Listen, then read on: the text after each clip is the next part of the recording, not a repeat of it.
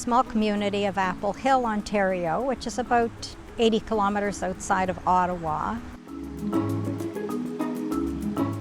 This is our private property. We have 48 acres in total.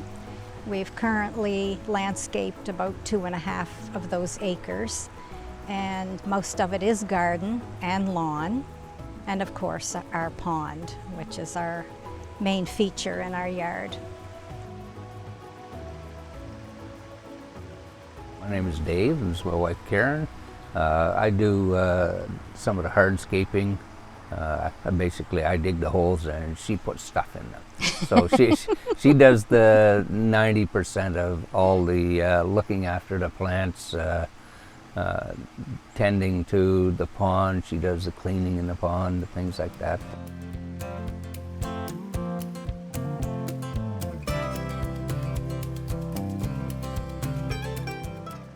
I always had a love for plants, flowers, and nature. Claimed to be a nature nut, I guess.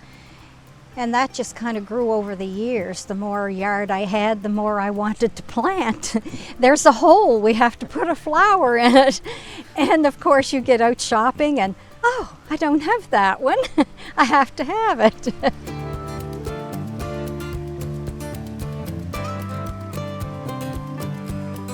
The pond is about 15 by 30, and it's around 42 inches deep at the very center. So it's deep enough to overwinter the fish.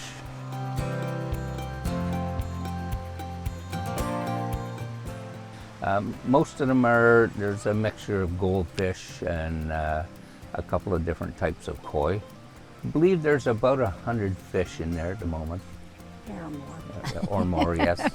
It's difficult to count because they don't stay static for you to count them. So. We don't do head count in the morning. We usually feed them once a day. Some people feed more often, but with that comes an accumulation of fish poo in the bottom, which needs to be cleaned out.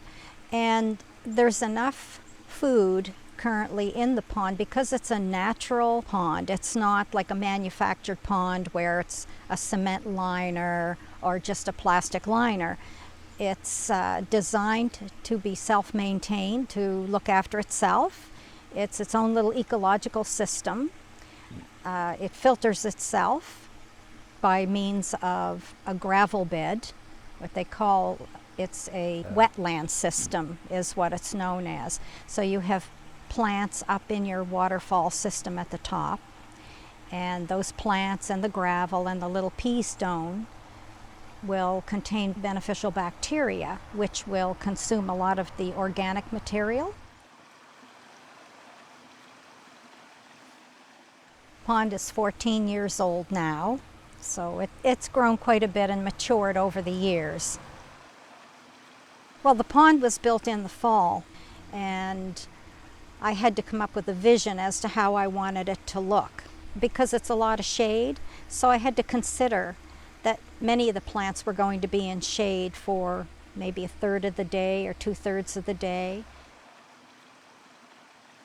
A design was drawn, and the idea was to make it so that it looked as though it was coming out of the forest naturally.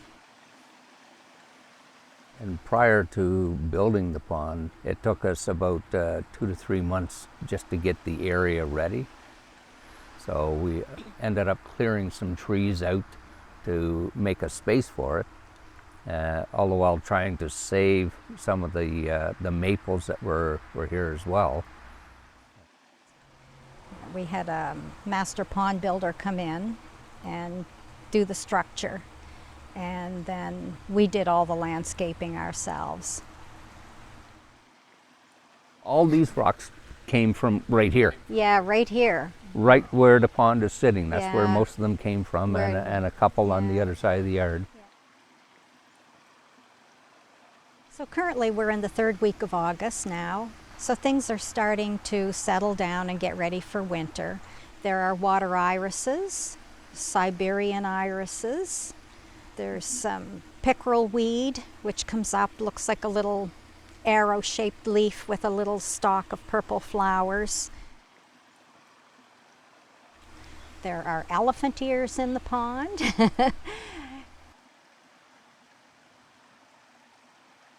We have the odd little pond lily that is still blooming, but the blooms have diminished quite a bit.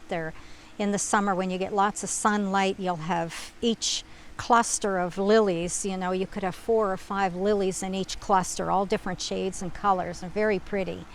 But right now, they're all starting to, you know, where's the sun? The shade can be beneficial to the pond. If your pond is too open, you're going to get a lot of algae in your pond. Also, if your water gets too warm, that's hard on your fish. So that's another good reason to plant, you know, lilies in your pond. They will cover and shade, protect your fish from predators as well.